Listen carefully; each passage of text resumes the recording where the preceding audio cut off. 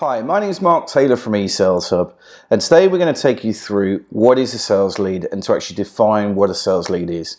I think there's still a bit of confusion as to what a lead is and what it isn't, and therefore today we're going to go through exactly what a sales lead means and also its performance, because there's a lot of different sources of sales leads. So you might have heard of hotkeys, or you might have heard of form fills, or you might have heard of inbound calls. Well, today what we're going to do is we're going to talk through what those actually are and some of the expected performance that you're going to get, as well as defining what a sales lead is. So let's dive straight into it. So what is a sales lead? A sales lead is a potential sales contact, individual or organization that expresses an interest in your goods. So this is not traffic to your website. This is not an IP address of someone that's been on your website. This is someone who has made contact with you, who has expressed a desire to use your product or service. Now, it might be that they're in the marketplace and they're looking for a service or product that you offer and they haven't chosen you yet, but they're still looking around. That is absolutely a sales lead. But often sales leads get confused with other terminology. So one of those is a prospect. Now, a prospect is not a sales lead. A prospect is the kind of stage before that person has made contact. So they might be in a database. It might be some segmentation that you've done in your plan, and you can see that these customers exist, but you haven't made contact, or they haven't made contact with you. So that is 100% not a sales lead. That is what we would term as a prospect. So for the definition, a prospect is an organization or a potential client who resembles your ideal customer profile, but has not yet expressed interest in your product. So they've definitely not made contact with you yet. Now, another thing not to get confused about is a qualified sales lead. A qualified sales lead is somebody that has contacted you, you've made contact with, you've started a dialogue, and already you've qualified them into your sales funnel. So this is somebody that has made contact with you, so they've either is an inbound call, and they said, yeah, I want your product or service, it meets my needs. Or I'm thinking about your product and service, it might meet my needs. So what's very, very different is a qualified sales lead is somebody that is actually in your sales process, which is why it's different from a sales lead, because a sales lead is entering your sales process. But one of the things to be very aware of is that you can get sales leads from different sources, which adds to even more confusion, in my view, of what actually is a sales lead. And one of the things you've got to understand is the difference in performance by source. So I've got an example for you here. This is our standard kind of lead source funnel that we use, that we recommend to our clients. It really is understanding the performance of the different types of sales leads, but more importantly, the source where they're coming from, as to the ROI that you're going to get back from that sales source. And we always advise people to break down their funnel as much as they possibly can to the different sources, even down to brand keywords on Google versus non-brand keywords. We often find that a lot of our clients, they find that the brand words for their brand are very, very cheap, but it's the non-brand keywords that are ridiculously expensive and actually, in some occasions, haven't been worthwhile pursuing because of the click price. So not only is it important to understand what actually is a sales lead, but it's also really important to understand the source and the performance of those sales leads. Now, there's two fundamental differences in the source of sales leads. So one is push lead sources, and the second is pull lead sources. So pushing or push lead sources, it's where you're pushing an ad in the hope that people respond. So if you go back to the old school of marketing, you put an advert in the Times, you're putting out there in the hope that someone will see that and respond. And you know, Times is a great medium. I used to use it a lot in my Hilton hotel days. But from an online point of view, or from a lead generation point of view, the types of push sources are things like native leads, so Outbrain and the like, social media leads, you know, you're generating leads from Facebook, you're putting an advert in front of a Facebook audience and getting them to respond, and hotkey leads. Hotkey leads where you're phoning out a database via a telemarketing agency, and if someone registers some interest, you'll then, that hotkey is then being forwarded to you for you to pursue that lead further. Pull sources are very, very different. This is a customer who is already searching for your product or service, and you're marketing yourself or you're communicating to pull that customer to you. So it's not, you're not targeting what we would term as, a cold prospect. You're targeting someone that is in market and looking for your product or service. So types of pull leads are eSaleshub lead. That's what we generate. We target Google search, both for natural and both for paid search.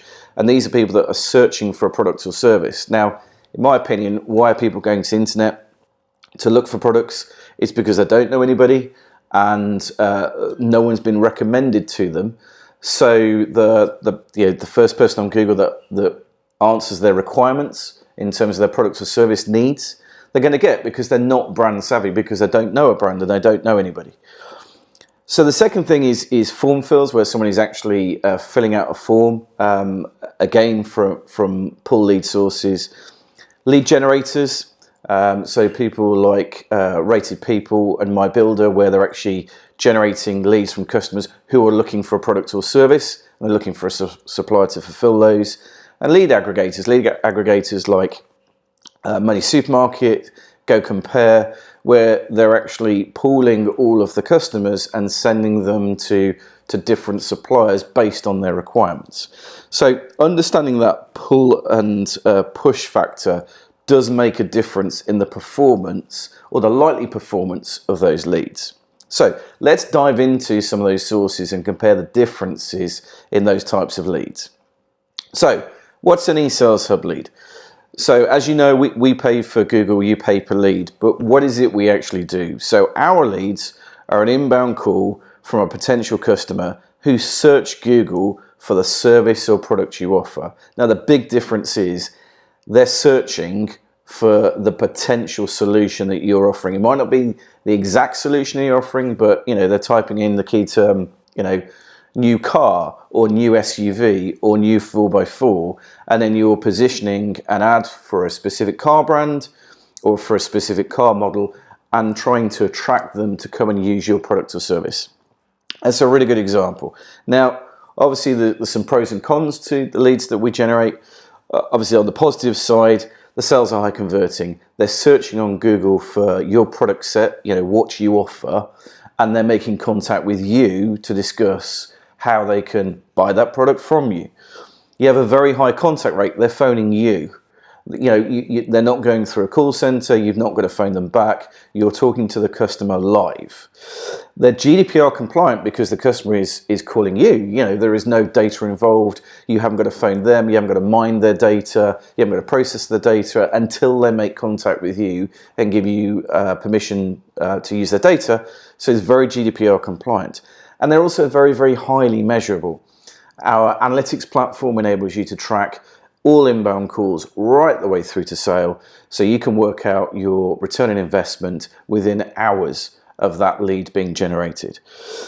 The negative side of the leads that we drive, you've got to have the ability to actually take calls. Some of our customers, when we first start with them, we will drive inbound leads via an inbound call, and they have issues with the call center.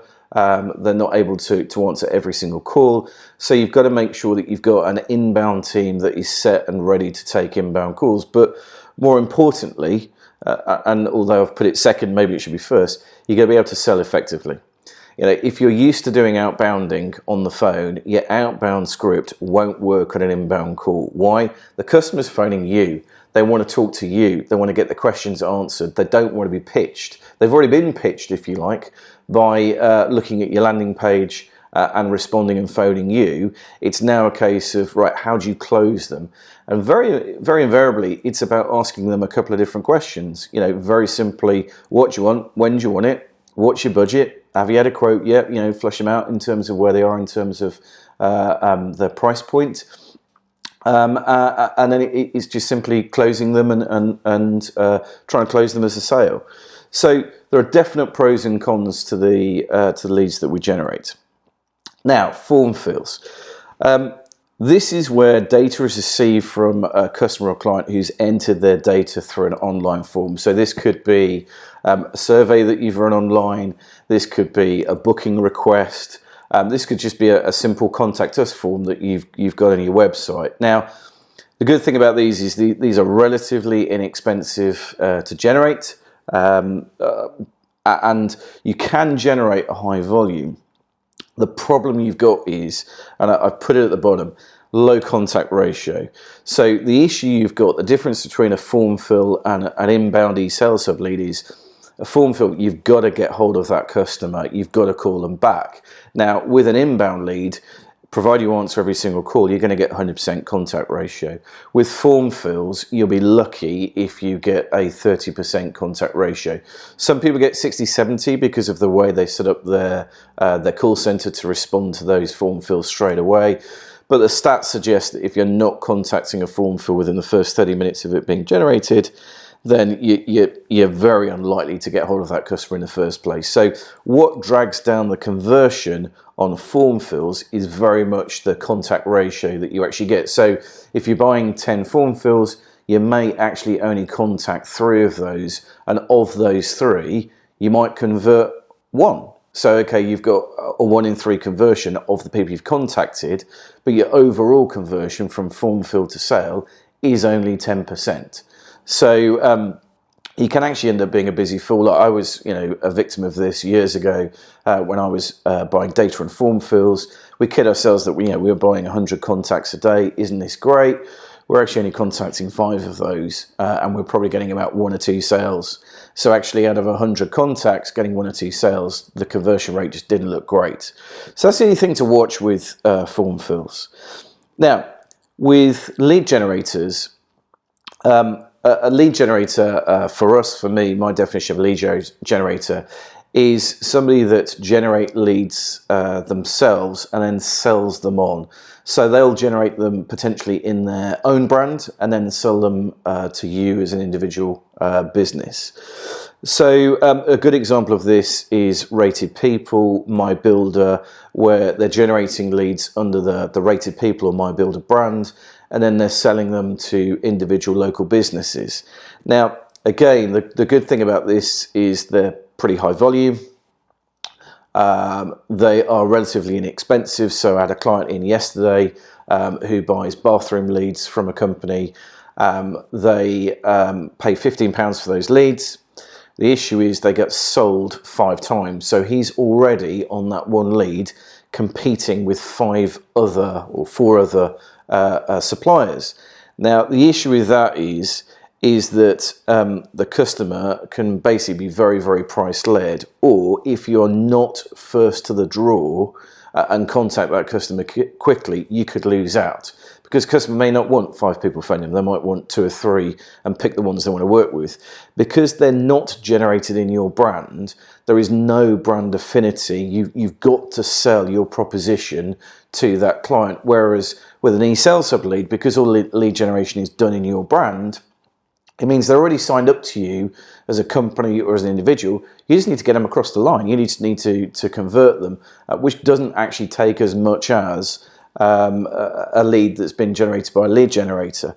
But they are inexpensive. I give you the example. Yesterday, I had a client, he bought bathroom leads for £15. Our bathroom leads are £30. But the difference is the conversion. Our bathroom leads generally convert at 70%. He struggles to get a 20% conversion, even though they're cheaper.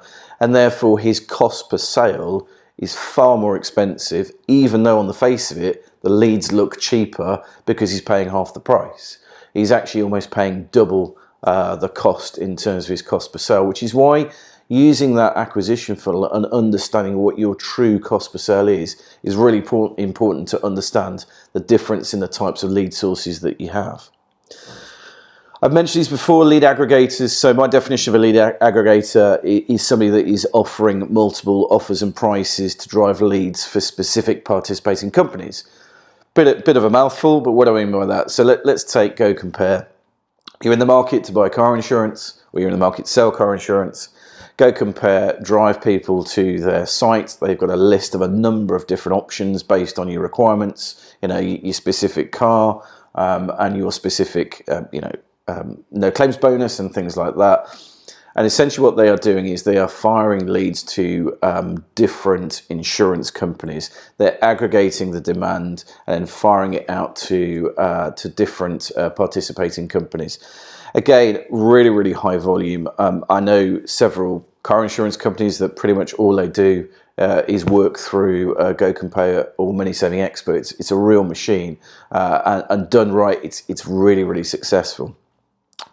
It can be inexpensive, it can be relatively cheap in a way, obviously in terms of driving the initial sale. But the issue sometimes you have with aggregators, the reason why I put high cost in there is because the stickability or the retention rate of these customers, they've gone to an aggregation site because they want the cheapest deal. In the second year of their car insurance, if you don't give them the cheapest deal, they'll just go back out. And one of the biggest issues, and I hear it from insurance companies regularly, is actually how do I retain these people? It's not about closing them in year one; it's about keeping them in year 2, 3, 4, 5. So actually, retention rate is the biggest issue with lead aggregator sources from the feedback that we get. Again, the customer can be price led, they can have a low repeat rate, but again, a good source, depending on the industry that you're in, particularly in financial services, can be a good source of leads.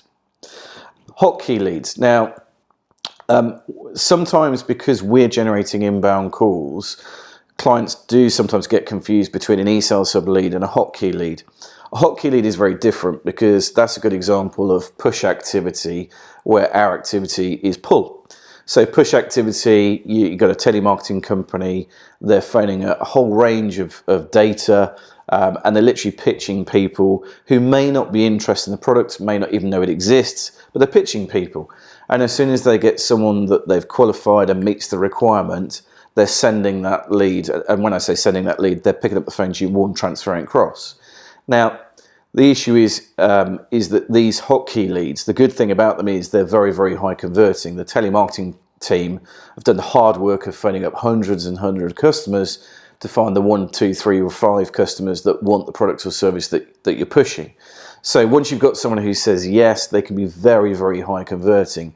The problem with hotkeys is they are very, very expensive because obviously the cost of trying to mine the data and find somebody from your push marketing activity, it can be very, very expensive.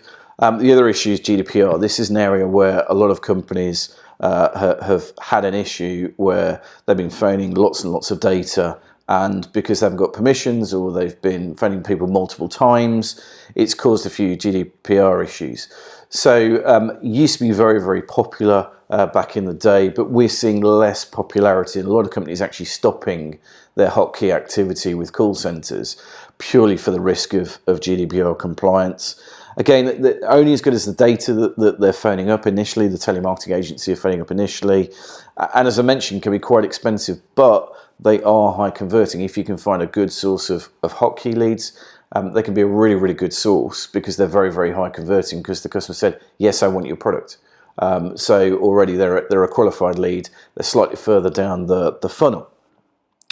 And the final lead source that we're going to go through today is native and social media leads. So again, this is another push activity where you're spreading your message out via a very, very large consumer base. So, Facebook, you've got many millions of people that you can target. Likewise, if you do native and you go, you get your native campaign on a Daily Mail, you've got many millions of people. Within those millions of people that you're targeting, provided you've got the right product and service, there will be a percentage of people that will want your product or service. So, these are generally for more considered purchases. So, if it's an emergency service that someone needs, like a plumber or electrician, I doubt native is going to work because they're just going to, find someone straight away, probably searching on Google. But PPI used to use this a lot, and it was a very, very strong source of generating leads because so many people had PPI and had a claim, that actually using Facebook or native or other social media channels made sense, because you could target a lot of the population with a very, very specific message to them. So again, it can be relatively inexpensive if you get the right strategy. It's brilliant at driving new customers. It really is, because it's all about targeting those people via social media that you don't have already, and generating customer groups. But it can take some time. I know from talking to one or two Facebook experts and Facebook themselves, it does take some time. It can take 2 or 3 weeks to generate the first couple of handful of leads, and it can be a bit expensive to begin with. Whereas with an eSaleshub lead, pretty much straight off the bat within the first couple of hours, we're generating leads straight away. There can be low conversion because it's generally form fills. Again, you've got to contact that person and get them through the sales process. And again, it's a low contact ratio because you've got to go out and contact that person. Depending on what your sales funnel is, if your sales funnel is completely online, obviously there's no contact ratio, but you will still have dropout. Whereas an inbound call is down to you to convert that person on the phone. So in terms of key takeaways, I would, if you're looking at a lead generation program, and obviously we've explained what a lead is, the definite thing to understand is, am I buying unqualified or qualified leads? eSaleshub leads, yes, they are unqualified, but it is a person phoning you because they've searched your business or product off Google. Whereas a qualified lead, that they're already further down your sales funnel, and you're already looking to convert them. Absolutely look at your sales funnel and your sales funnel performance and your ROI model based on different lead sources. As I mentioned before, even your AdWords campaign, separating out brand term versus non-brand term and seeing the difference in performance, it can make a big difference. You'll find your brand term is far cheaper and will be probably bigger as a collective at generating leads for you. But also you're going to make sure they are cheaper and that you're not paying through those. Whereas non-brand keywords, they tend to be more expensive. But again, it's generally new customers and a really good source of new customers. So you need to balance up and work out which ones are the best to go to and what your optimum performance is. Quality of lead and measuring the conversion is critical, as I've shown you, in terms of the two different strategies in terms of push and pull. Obviously, with your push lead generation strategy, it won't be as effective as a pull. You may well need both. You may choose to do both, actually. But a pull marketing or lead generation strategy should yield you higher results than a push, that's for sure. And it's all about return on investment at the end of the day. Anybody can buy cheap leads, but you could be kidding yourself that lead for £10 that converts at 10%, so you get a cost per sale of £100, looks cheap on the face of it because you're only paying a tenner per lead, but actually the cost to your business is £100 per sale.